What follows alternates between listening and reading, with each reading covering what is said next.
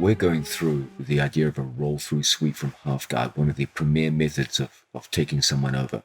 We've seen the key ingredients. We're looking at the key ingredients to this method of sweeping. One of those key ingredients is often referred to as the 90-degree rule. Let's have a look at this right now. From a situation where we work from half guard bottom, and we have the tight waist grip around our training partner, we're scooped in here on our training partner's leg. We start off with an inside hook on our training partner's leg, like so. And from this position, we make a transfer down to an outside hook, and then the critical lower leg shift that takes the emphasis of control from my opponent's knee down to the ankle, okay?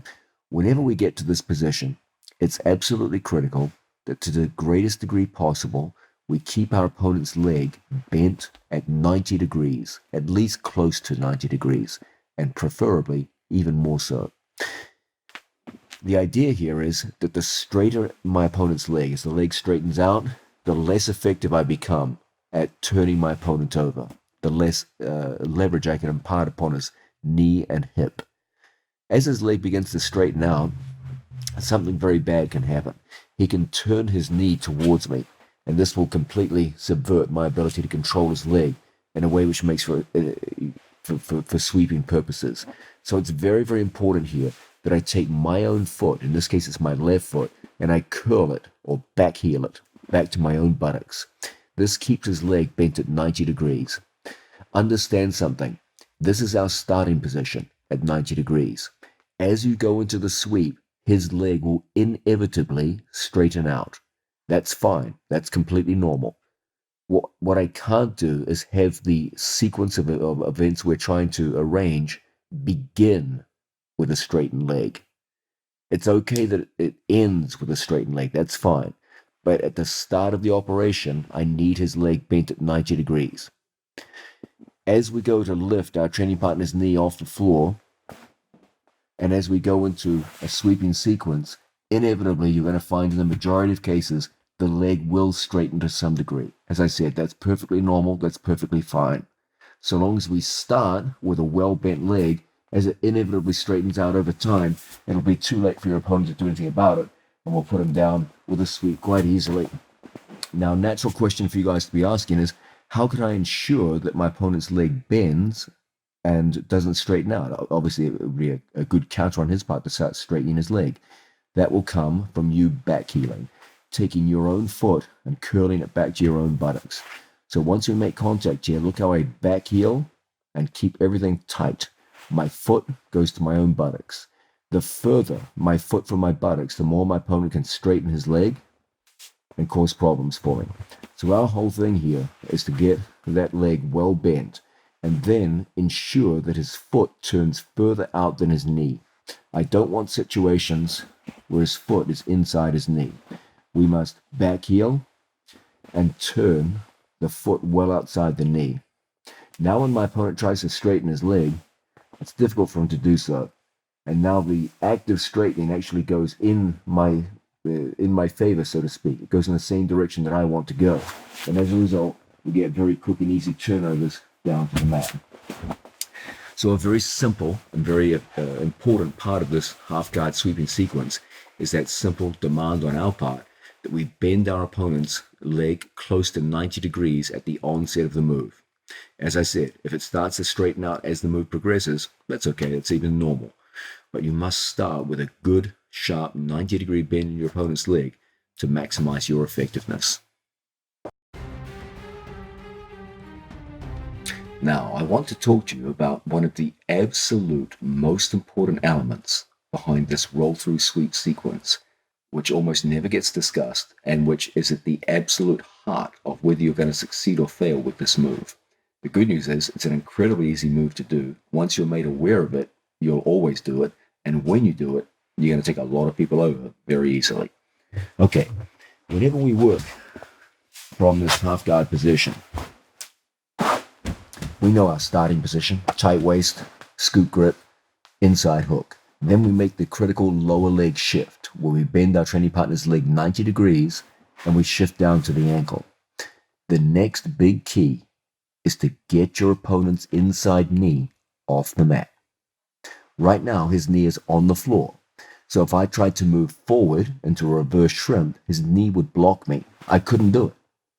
So our whole thing is to get this knee off the mat so I can move underneath it.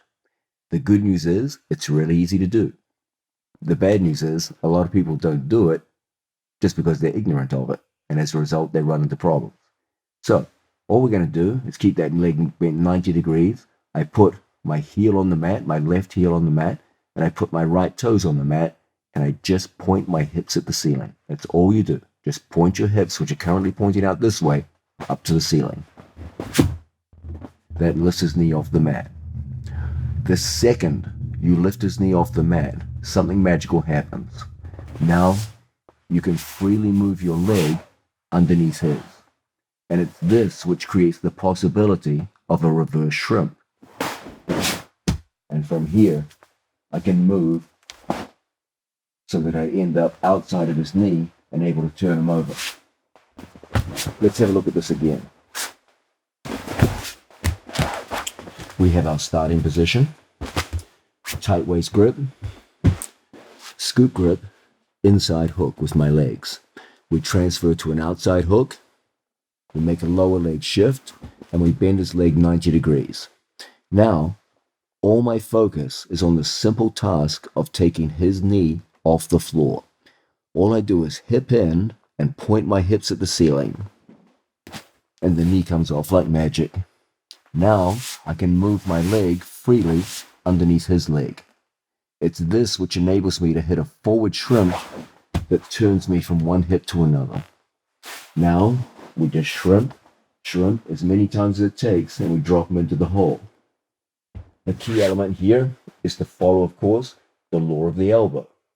As I hit that forward shrimp, look how we just pull down in the direction our elbow is pointing, and we end up on top. I'll just show it to you from another angle.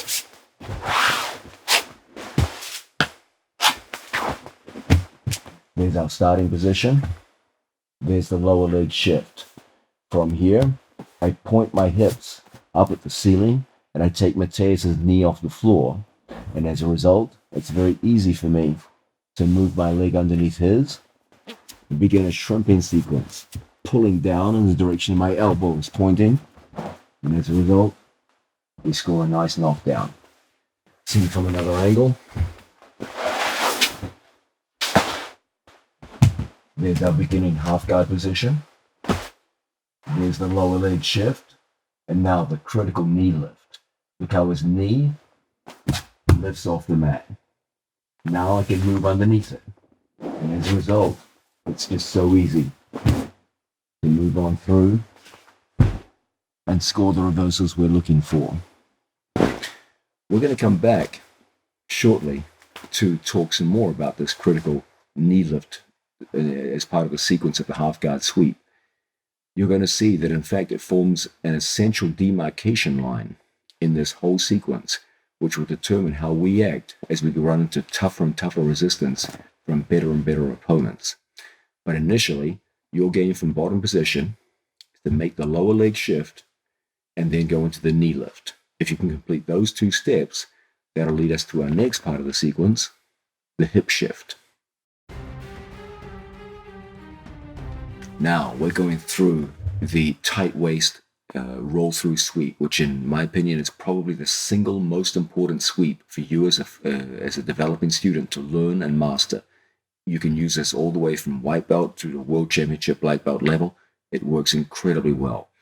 The general theme that we're trying to push on you is that there are three critical steps to the sequence. The first is the idea of the lower leg shift. The second is the idea of the knee lift. And the third is going to be that of the hip shift. I'm just going to demonstrate solo first, the idea of a hip shift, and then we'll come back with Mateus to show it with a partner. The idea is, as we go into a lower leg shift, we change our focus from our opponent's knee down to the ankle. Then we lift his knee off the mat with the knee lift. The knee lift enables us to move underneath our opponent. Now you're going to notice that for a left hand tight waist and a right hand scoot grip, I'm on my right hip. So I begin the sweep on one side of my body. We never start the sequence flat on our back. We start on one hip facing towards our opponent.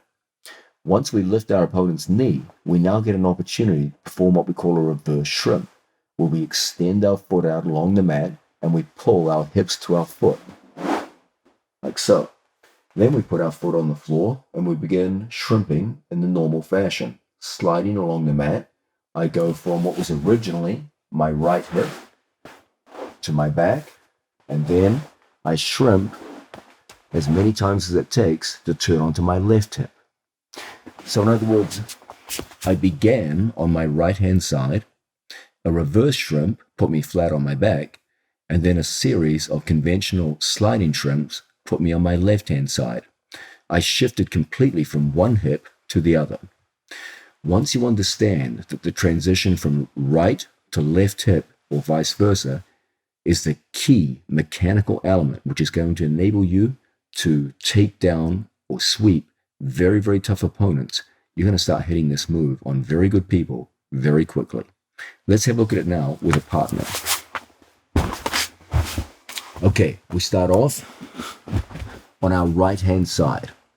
We've locked up in the usual fashion, tight waist, scoop grip, inside hook. We make the transfer to an outside hook. We perform the lower leg shift. Then we go into the second critical step, the knee lift. Once I lift his knee off the mat, now I can start to move underneath his knee. And as a result, we can use a reverse shrimp to go up from my right-hand side to my back. Now I can perform a series of conventional sliding shrimps to go from flat on my back to onto my left-hand side. As we do this, we move in accordance with the principle or the rule of the elbow. My elbow points the direction of the sweep down here, never going overhead, but always down here in this direction, the direction my elbow is pointing. And as a result, it's very easy for me to shift from my right hip to now onto my left hip. And as a result, we can quickly come up and score the reversal we're looking for. So we start off on one hip, then flatten out to our back with a reverse shrimp, and then a series of small conventional sliding shrimps takes us to the opposite hip. Once you understand that you start on one hip and finish on the other, you're going to be able to create the mechanical force you need going in the direction that your elbow points to put anyone down. Let's have a look at it from another angle.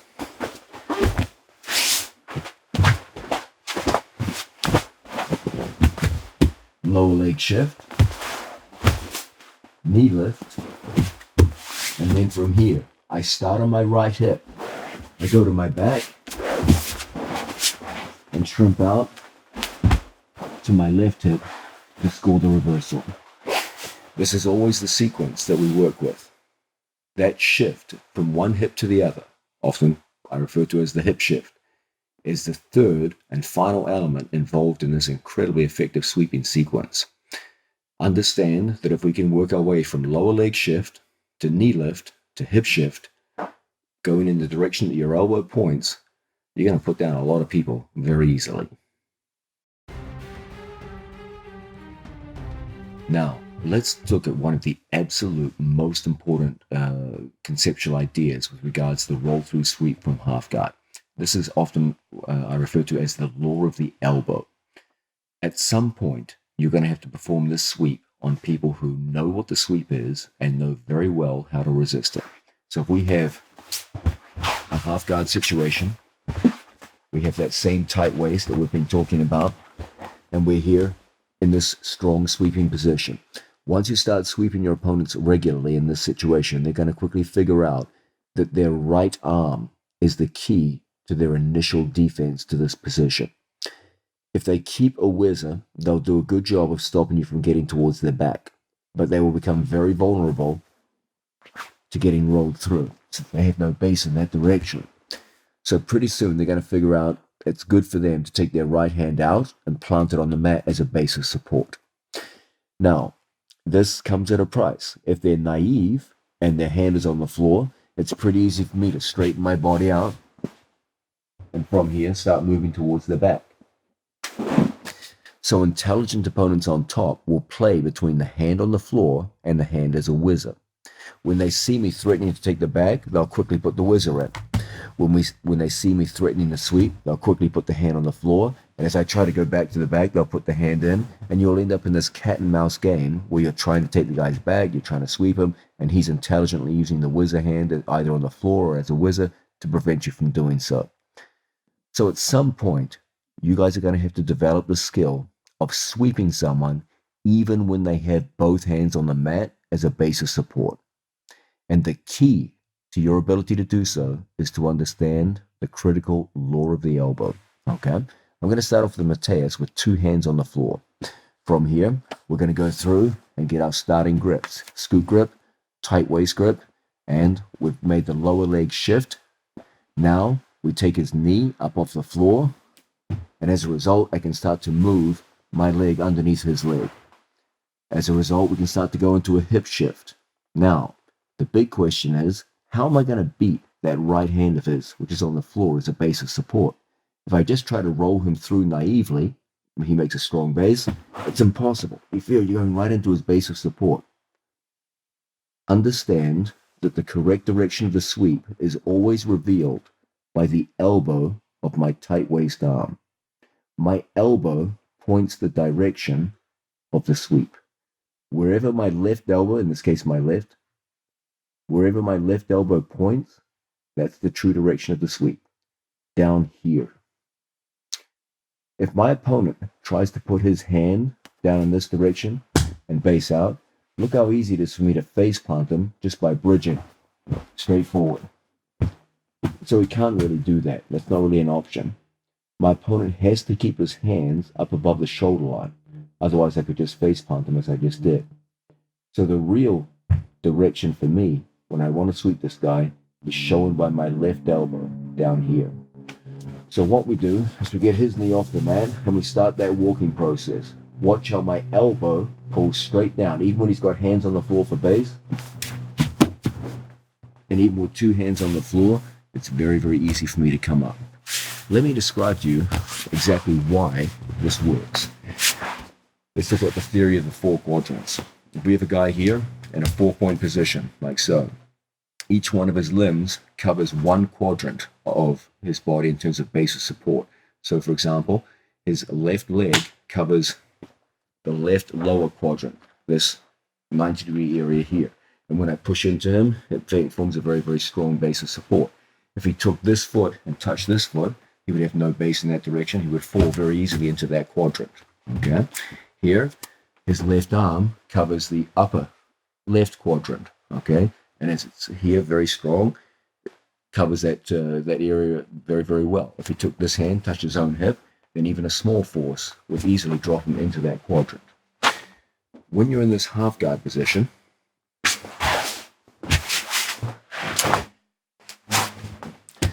understand that his left hand, in this case his right hand, must cover the upper right quadrant. If he takes it down here, out of position, then I can just bridge him into that quadrant where he no longer has a base of support and take him right over. If we change the direction, watch how Mateus's hand comes down below the quadrant that it should be in. And as a result, even a small force here will put him down very easily. So his hand has to stay in the correct quadrant. Now, the one quadrant where he has no base of support is down here. And that is shown by my elbow. So my elbow points the correct direction. And as a result, we can easily turn our training partner straight down to the mat and end up in top position. So whenever you're working against an opponent who has placed 2 hands securely on the floor as a strong base of support, and you must be able to sweep this guy regardless of the fact that he has that strong 2-handed base of support, it's very, very important you follow the rule of the elbow. I'm just going to demonstrate the move from a different set of perspectives so you can see how it works.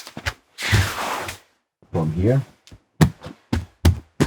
we start off, lower leg shift, we get the knee lift going. Now you can clearly see my elbow is pointing down here. So that's exactly where we ought to be going. As we make the hip shift, watch as my elbow points the way. And as a result, we start taking him out of base. As he tries to recover, we shift again. And from here, the elbow kicks in a second time. And as a result, we take the man over. Seen from another angle.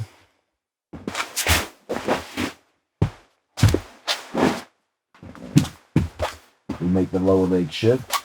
We get his knee off the mat. My elbow is pointing down in this direction. As we shift our body out, that's always the direction we're trying to push. You'll notice if I try to go up and over my body, I go right into his hand. That's not where I want to go. But if I change direction down where the elbow is pointing, it's so easy to take him over. Once you understand that the elbow points the way for the sweep, you will be able to take strongly resisting opponents, even when they have two hands on the floor, and put them down on their back and score your reversal points. Now we're looking at the roll-through sweep. We're trying to portray this as the foundational move that we use in bottom half guard. We know that in all the main scenarios in the sport, we want to have a strong primary move, a move that gets the ball rolling in our favor. And nothing beats coming up underneath our opponent, getting a tight waist grip, and starting to threaten roll-throughs. But if we're going to be effective with this move, it's very, very important we understand fully the notion of directionality of force and how it applies to the sweep. It's very, very important indeed. So let's start off with the training partner here. And we've got our basic prerequisites. We've got an arm here around our training partner's waist. We've got the inside hook locked up, and we've got that deep scoop grip on our training partner's leg. We know that everything begins here with the transfer from inside hook to outside hook. So we go over the top, hook our training partner's leg, and then we go into that foundational movement, the lower leg shift, where I shift everything down to my opponent's ankle. And instead of controlling my opponent's knee, we go all the way down to the ankle and control it like so. Now, when my opponent goes to take his leg out, it's almost impossible. You've got a very, very deep bite around the ankle and you're in the perfect position to start turning people over. Now, if your opponent has his arm in the overhook or whizzer situation, it's pretty easy under these circumstances to start sweeping people over, even on your first day using this move. We know that everything begins with a reverse shrimp. So I extend my leg and that puts my center of gravity directly under his.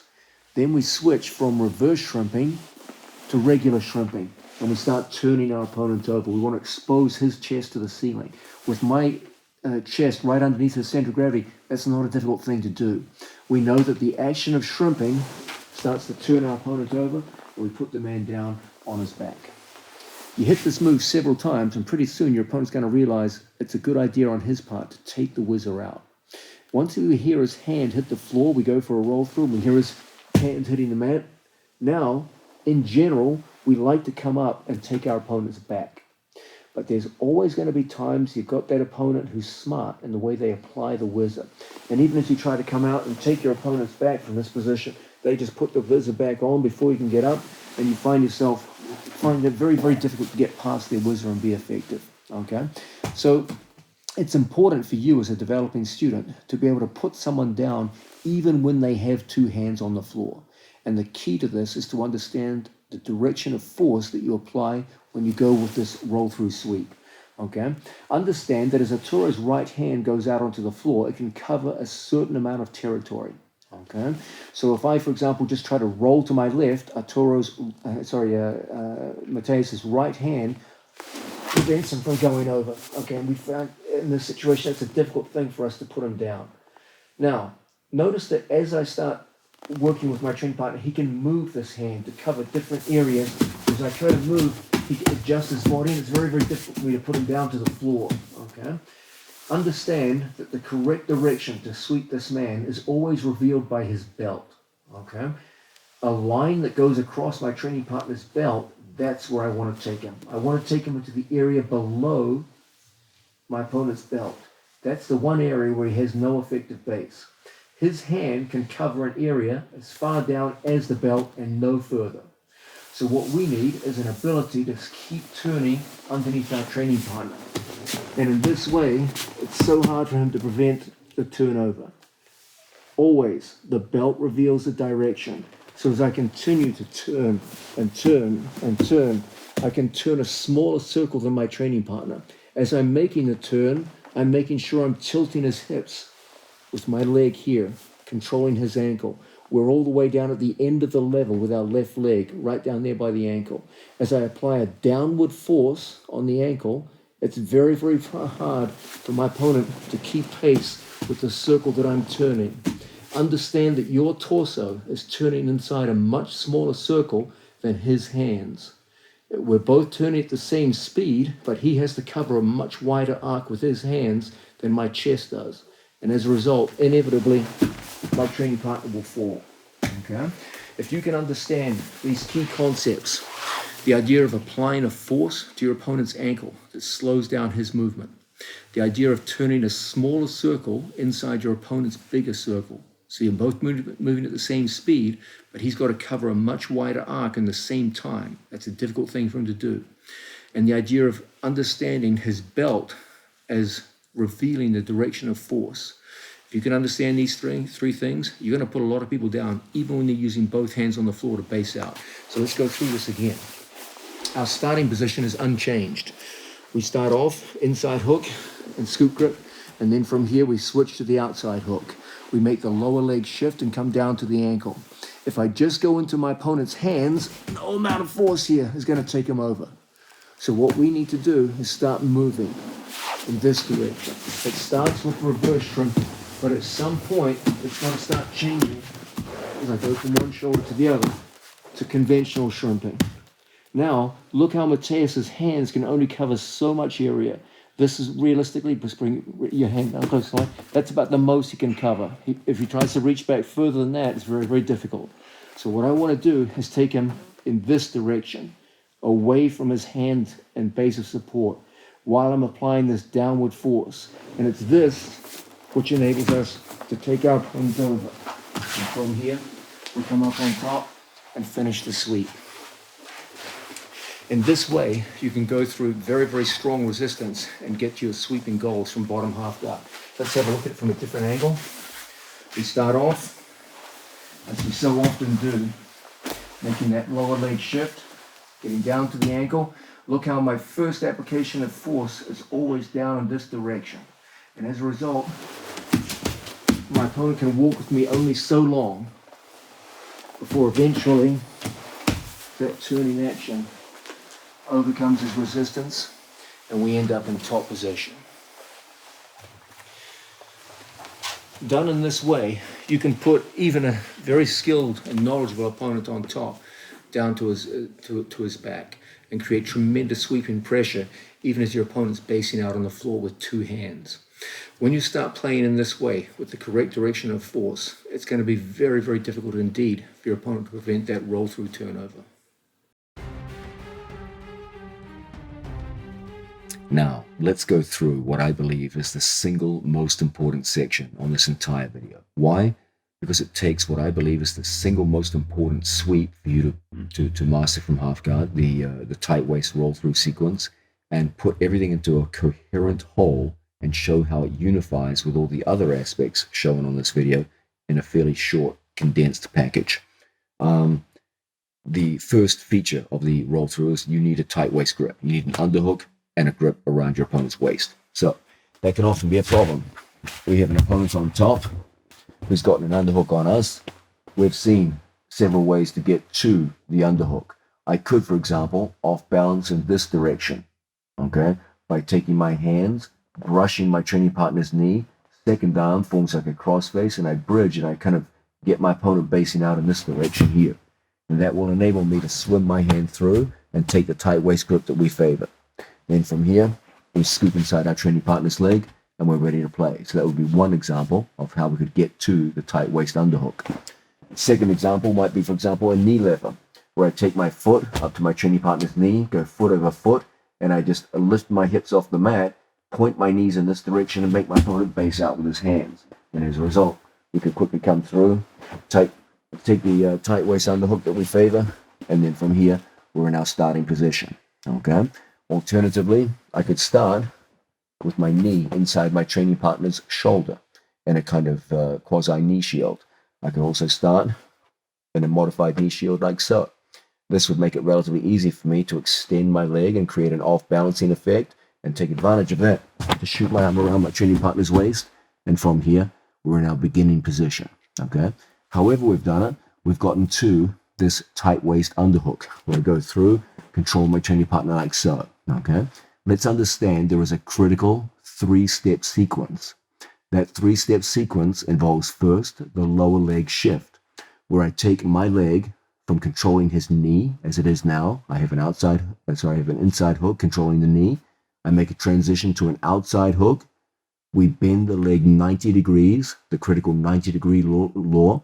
Then from here, we perform the lower leg shift, where I shift my lower leg down to his ankle. The second critical step, once we perform the lower leg shift, is the knee lift, where I hip into my opponent and lift his knee off the mat. The second you can lift the knee off the mat, then from here you can start to move your leg underneath his. And as a result, we can go into the third critical step, the hip shift, where I shift from my right hip to my back, and then by shrimping repeatedly, we complete a shift from our right hip to our left hip. And if we can get to our left hip, it's pretty easy for us to come up and take the top position. Now, the weak link of this 3-step chain from lower leg shift to knee lift to hip shift is always the second one, the knee lift. That's the one that your opponent can resist the most easily. The way they resist it is by shifting their weight down. Let's have a look at this. Once you get good at this simple sequence, Mateus is quickly going to figure out that it's almost impossible to stop the lower leg shift, but it's easily possible to stop the knee lift. All he has to do is move his knee a little bit away from me and shift his weight down and put his weight down towards the floor. Now it becomes very difficult to shift his knee up into the air. He doesn't even have to turn the knee that far. He can just put his weight down on the knee, and now almost impossible for me to lift the knee. Now that's a sad piece of news. He just stopped us in our tracks. We only got to the second step and we got stopped. I got good news for you. The more my opponent resists my ability to lift his knee, the easier it becomes to lift myself. So the golden rule here, I try to lift his knee. If I cannot lift his knee, I know it's become easier to lift myself. So all I do now is I take my arm out, I put my elbow right here in front of his knee, and from this position, I lift myself. I just take my lower leg, come up off the floor, and I find myself right here. That's going to force my opponent to put on a whizzer. If he doesn't, there's no reason why I can't take his back. So he has to put on the whizzer. There's no choice on his part. Now, once we get to this position, our method of sweeping changes quite drastically. He's got that whizzer in nice and tight. From this position, instead of using that hip shift to sweep our opponent, we use momentum. So I take my hand and I put it through my opponent's legs, and I perform a forward roll. And I let the momentum of the forward roll carry us through successfully. So once we get up into this position here, look how easy it is for me to control my opponent by putting either an elbow or a knee in front of his knee and prevent him from sliding out. Then at some point, the knee must come back, the arm goes through, I don't even grip. I hit the roll, I grip halfway through, and we come up into top position. Now, every so often, you're going to run into a very skilled opponent who senses the danger of the forward roll, and they will plant their whizzer hand down on the mat using quick reaction to stop you. So as I go into the roll, he takes the hand out and stops me here. The good news is there's no reason now why we can't go into a hip shift. Now I just lift his knee off the mat, walk, and go in the direction the elbow points, and we put him down to the floor. Because the forward roll will always lift his knee off the mat, regardless of how much strength he uses to stop us. Once you start to understand the sequence in terms of these very simple 3-step procedures, start with a lower leg shift. Go to take your opponent's knee off the mat. If he resists you and you can't lift the knee, then just lift yourself. Get up to your knees and hit a forward roll. If he keeps the whizzer, you're going to score the sweep every time. The only way he can stop you is to plant his hand on the mat. And then you just go right back to the original sweep and hit a hip shift and put him down. Let's have a look at the whole sequence again. We start off in here. I make the lower leg shift. I try my best to lift the knee, but he puts all his weight onto his knee and I can't lift it. I'm secure in the knowledge that the harder it is to lift his knee, the easier it is to lift myself. Now he has to put on a whizzer, otherwise I'll just take his back very easily. So he has to put that whizzer in. Now, if he keeps the whizzer tight, we just hit a forward roll. And the momentum of the forward roll easily takes him over. The only way he can stop me is to put his hand on the floor. But look, now his knees come off the mat. So there's no reason why I can't go in the direction the elbow is pointing and take him down with a simple hip shift. That's when things start getting very interesting. Now we can bring in all the other elements that we've seen throughout this video series about taking your opponent's back. So for example, if once again, my opponent does a good job of keeping that knee down tight to the floor, and we come up, he goes to apply his whizzer. From situations like this, we're up on our base, I will often look at my opponent's far leg. As I put pressure on him through good head position here on the shoulder, good hand position, and driving across his body, he has to start putting his leg out for base. When I see that leg coming up, it's not a difficult thing for us to turn our hips out. Keep your leg up. It's not a difficult thing for us to turn the hips out. So when he goes to whizzer, difficult because of my hip position. If my knee was down and he whizzered, he'd put me down. So I turn the hips out. And now it's an easy thing for us to throw in a crossbody ride. And from here, we lift the arm free and we're behind our training partner in good attacking position. Alternatively, if my opponent keeps his knee down to prevent me from getting that crossbody ride, and he goes to apply his whizzer from this position. Now look how I just take my hand to my own pocket, just like so. Now I come up, I put my knee on the other side of his knee, and we lift the arm free and end up behind our opponent in good attacking position. So these are easy ways for us to get to our opponent's back when they have a strong whizzer and we've got up underneath them. I'm just going to run you through the whole sequence as it might occur spontaneously in a match. We have an opponent here in front of us. We start off that cross lapel grip, just in like so. First, I want that tight waist underhook, so I move him out of balance and we come up. I get the scoop grip. From here, I go to a lower leg shift. If his knee is easy to lift, no problem. I lift it, I hip shift, and I put him down. If he's smart and he makes the knee heavy and I can't lift it, well, that just makes it easy for me to lift myself. Now he has to apply the whizzer. From here, I shoot my hand through and I take advantage of his lack of base to roll him over.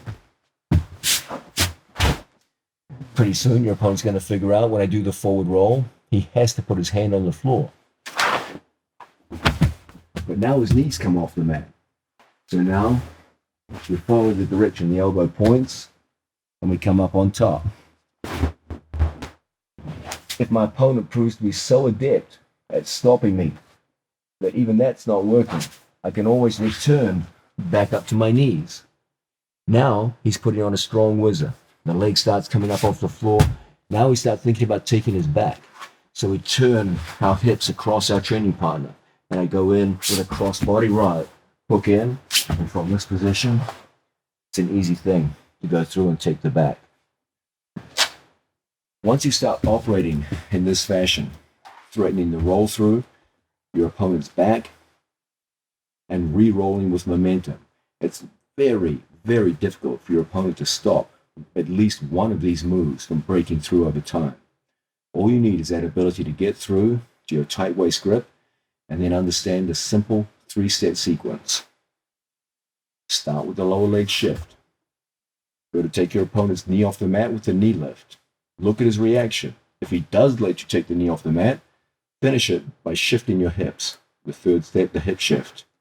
If he won't let you take the knee off the mat, that's because he's making his body heavy.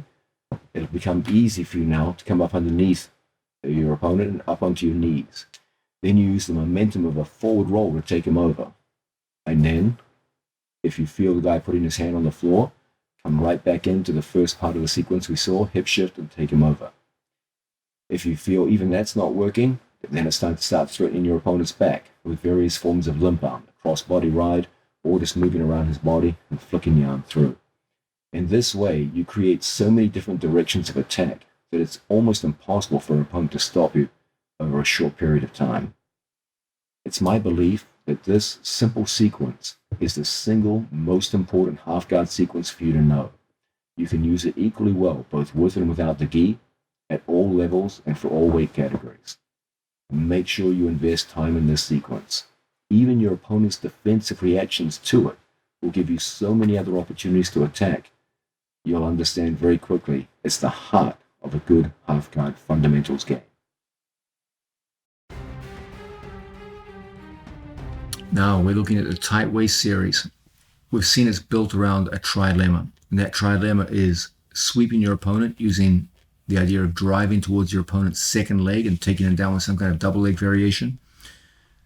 The idea of rolling your opponent through. As he goes to apply a whizzer, we're going to get opportunities to roll him through and take top position. And now, the third horn of the dilemma. If your opponent releases his whizzer to alleviate the danger of the roll through, that's a great time for you to start taking your opponent's back. The duck under is a commonly used method to get to our opponent's back. We use it all the time in standing position. Seen a lot more typically in no-gi situations. But in half-guard bottom, it's a very easy method of taking your opponent's back anytime they relinquish the whizzer. And that's going to be quite often, because if you get good at the roll-through sweep, they have to put their hand out on the floor to stop being rolled through. There's no ifs, ands, or buts about that. If they don't take out the whizzer, roll them through and score. So pretty soon they're going to figure out they have to put their hand on the mat. And that's exactly when we start taking their back, courtesy of the duck under. So, from a situation where we have an opponent here in half guard, and we have gotten through, as he comes in towards us, using any one of the methods of taking underhooks. We could use a kick-through method, or we could use a knee lever method, whatever you choose. You end up with the underhook in place. From here, we move away from our training partner, and we come up into half guard. Now, from this general situation, so often we try hard for roll-through sweeps. We come through, we get our grips, etc., and our opponent intelligently anticipates the movement and throws his hands to the floor. The minute we feel this occur, okay, you know there's no whizzer in place, there's no reason now why I can't spin around behind my opponent and whip myself up into a good position, okay? So now we're going to take our legs up off the floor and throw our legs with momentum around the other way and bring our head outside our opponent's arm. Immediately, we're in a good position now to go on the attack and start scoring and getting hooks in on our opponent. So once again, our whole thing is always in these situations, as he goes to apply pressure on me, we come up, I get a hold of my training partner's far leg, and I go hard for the roll through. I hear his hands hitting the mat. That's always my signal to come back up in the opposite direction. Pull our head out and end up on our training partner's back and ready to attack from this position. Now, we just looked at the idea of ducking using a whip up. Now let's look at the idea of ducking using body movement. From a situation where I had a roll through on my training partner, I hear his hands hitting the mat. Another way for us to take the back, instead of me using momentum to whip my body up quickly and hit a duck, is for me to move my head to the outside. So from here, I'm just going to maneuver my body by walking.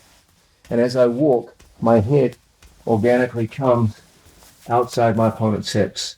From here, we switch our legs, and I use my outside leg to generate momentum, and we'll come up and into a good attacking position. This is good for those of you who may be a little bit slower or have less movement capability, and you still want to get your opponents back. So once again, we start off. We get our opponent moving. I hear his two hands hitting the mat, so we know now it's time to take the back. From here, we bring our body out to an angle. Okay, I don't want his arm to recover and come back in front of me. So it's important, once we get to the angle, we hold the tight waist. When he goes to recover, I pull in here. Look how, from the initial roll through, he bases out, and I bring my head far away from him and pull. So he goes down to an elbow. And as a result, it's hard for him to recover the whizzer. If his elbow's off the mat, that's when they can reach back and apply the whizzer. So once we get our opponent moving out, it's very important we bring our head far away, and look how a pull brings him down to an elbow and gives us what we really want, the back exposure that'll lead to points. These are two excellent ways for us to get behind our opponent, courtesy of the duck under. Now, probably the single biggest thing that we're trying to push on you when we work from this tight waist series is that there are three directions for attack. And it's very, very difficult for your opponent to follow you through those three directions. You can change into any one of the three directions at any given moment. It's hard for your opponent to keep up with the directional change. The three directions are, first, to roll your opponent through, to get him pitched over to the side. This takes advantage of the fact that our opponent has a whizzer on. He must have a whizzer on to defend his back. But if he maintains the whizzer, it's quite easy to roll the man through. So, many of your opponents will react by putting a hand on the floor. That's going to give you great opportunities to come up behind your opponent and take his back. And the third horn of the dilemma is that if my opponent resists these two, I can always get up to my knees and attack the far leg and take my opponent down, usually with ankle picks or double leg takedowns. As I said, these three work in unison, and your effectiveness from the tight waist position bottom half guard is going to be bound up largely with your ability to integrate these three directions together into a seamless whole. Now, one of the most important of those three directions is your ability to take your opponent's back. This typically happens, as we saw, when our opponent releases a whizzer and puts a hand on the mat to maintain his base so he doesn't get swept. Now, this creates a tremendous opportunity for you to take your opponent's back, but it's absolutely critical that you be aware of two key elements that are going to make this work in a live competitive situation. So let's look at the scenario first. We're propped up on our elbow. We have the tight waist grip underneath our training partner's arm, and we have an outside hook with our legs. We're currently controlling our training partner above the knee. From here, we go down to a shoulder, and we get our scoop grip on our training partner's leg, and we make the lower leg shift, taking our opponent's leg down by the ankle. Now, from here, if my opponent doesn't react and just maintains his whizzer, we know what to do. We go into a reverse shrimp, and we take our training partner's body up and over, and down we go, and we score. Pretty soon, you hit this move several times, your opponent's going to figure out that the moment I go into that reverse shrimp motion, I'm going to try and take him over. And so when I go to take him over, you'll hear the sound of Mateus's hand plant on the mat. Okay? Now you know there's no way you're going to take him over now. You can try to you're fighting against a strong, wide base here. It's not going to work. He can maintain top body position. However, he's lost the whizzer, and it's an opportunity to take the back. Now, conventional wisdom has that you just simply take your head out and you take your opponent's back. Sounds so easy, okay? But in competition, this man is not naive. He knows now that there's a good chance I'm going to go to take his back, and he knows that the whizzer, the overhook, is the one guard against me taking his back. So he's relinquished the whizzer to defend his base. Then when I go to come up,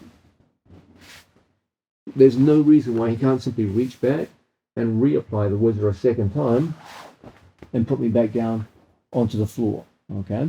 And so very often what I find with students is you'll get frustrated students who know what they're supposed to do. They know they're supposed to take their opponent's back when they hear the hand hit the mat, but they can't physically do it because their opponent simply has good reaction speed and comes back and reapplies the whizzer a second time.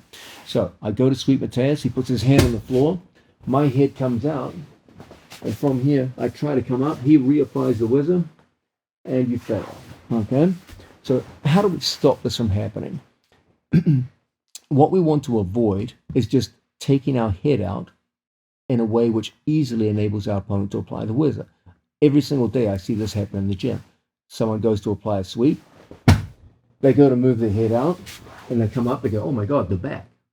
They reach for the back, the guy puts the arm around the waist, around the shoulder, and you've lost the back. The guy's whizzer is back in place. How are we going to stop this cycle from happening? No problem. Two things are involved. One is the tight waist itself, okay? That must be strongly applied. I'll show exactly how very shortly. And the other is the critical detail of putting my ear on my opponent's back. This will make the reapplication, the second application of the whizzer, almost impossible. So, once again, we start off, we've got that good outside hook. We've gone below the knee, so we've made the lower leg shift. I go to turn Mateus over, and he puts his hand on the floor. Now, the correct way for me to bring my head out is not simply to move my head. Rather, it's to hit a reverse shrimp. The reverse shrimp takes my head out. You've clearly seen my head has come out cleanly. This is not good enough. Okay, this will not let you get your opponent's back in a competitive situation. There's no reason why he can't simply reach back now, reapply the whizzer, and go to work. The only thing that prevents my opponent from initially reapplying the whizzer is a strong application of my tight waist towards myself that puts weight onto my opponent's right hand. So now when he goes to reach up to apply the whizzer, it's slowed down. Then all I do is I put my ear on his back. The moment my right ear touches Mateus's back, when he tries to reach back for the whizzer, it's physically impossible.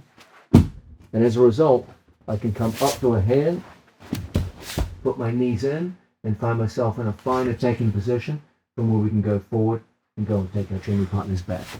So there's two key elements. My tight waist must pull. It must be actively applied. Don't just have your arm limp around your opponent's waist. Actively pull in. That puts weight on the hand on the floor. Makes it very hard for him to reach back. And use that as the bridge to get your ear onto your opponent's back. That ear will 100% prevent him from reaching back and reapplying the whizzer. I'm going to show it from another angle now. Here we are. We go in, we make the lower leg shift. I go to turn my training partner over. I hit a reverse shrimp that brings my head out from underneath. Now, look how I pull on the tight waist, whether I use the belt or better yet, the waist itself. Then I use this to bring my ear up to my training partner's back. When Mateus tries to reach back, he can't get to the whizzer that he needs. Now, I simply pop up and find myself in perfect position to go through and control my back in any one of the usual methods that you enjoy. So once again, we start off in like so. My opponent is in position. We have the outside hook. We make a lower leg shift. I go to turn him over with a roll through, and my opponent plants. I use a reverse shrimp to bring my head out, and I quickly get my ear to my training partner's back. When my training partner tries to reach back, it's almost impossible. And there's no reason now why we can't go through and secure our training partner's body in the usual kinds of fashion that we employ to go through and start scoring points on our training partner. So this is the key to securing our opponent's back out of the tight waist situation. It's absolutely critical that we use a strong pulling force that puts weight on your opponent's hand on the mat. And then we get our ear to our opponent's back so that he can't perform a simple reach back and reapply his whizzer. And as a result, you'll start taking a lot more people's back from half guard situations.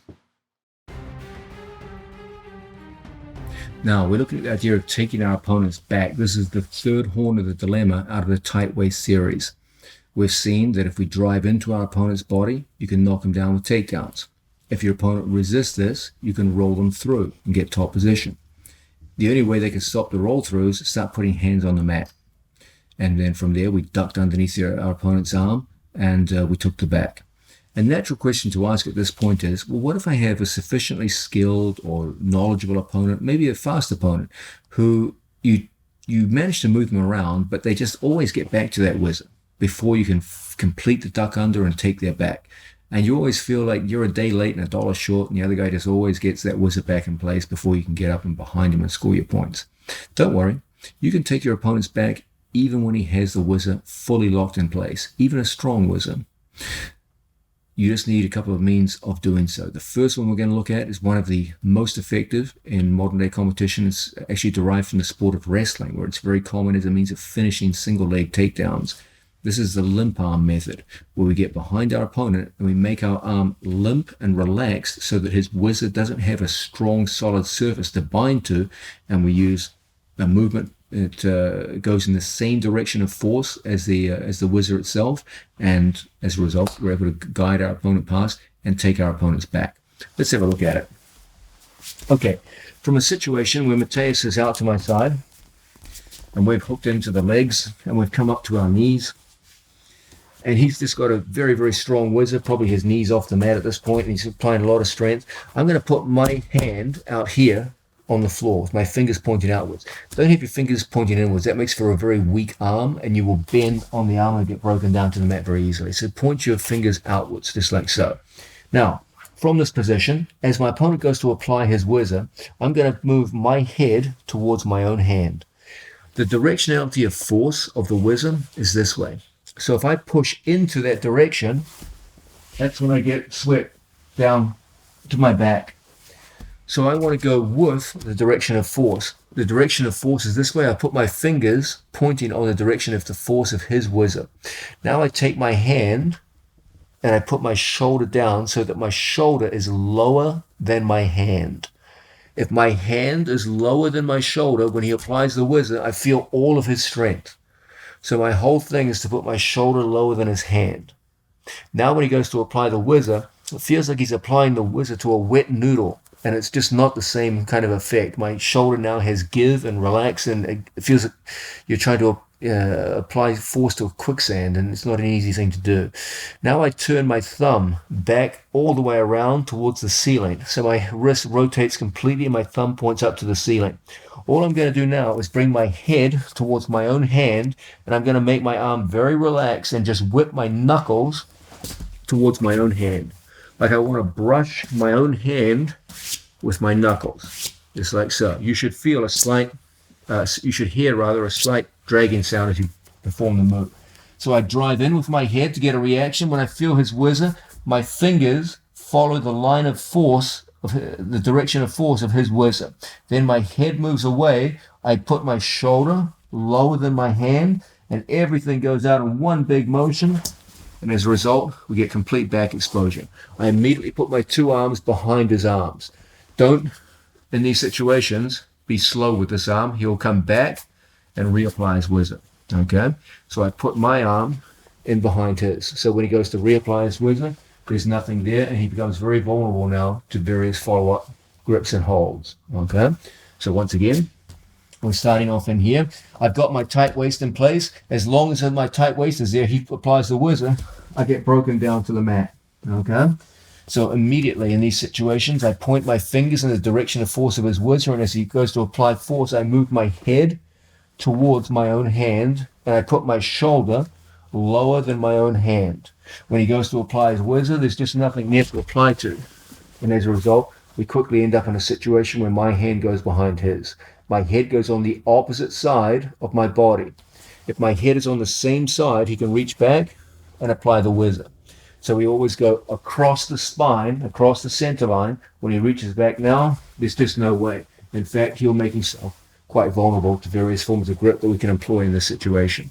So taking it all together now, from any given half guard situation, my opponent comes pressuring in towards me, and we come up into a situation where we come here, propped up on our elbow.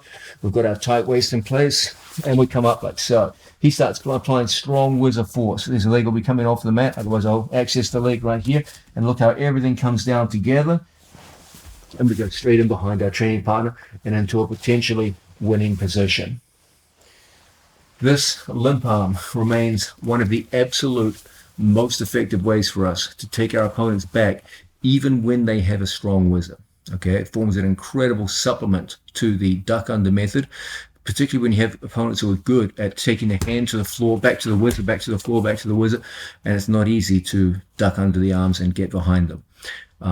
Very, very effective in a wide range of situations, and half guard bottom is definitely one of them.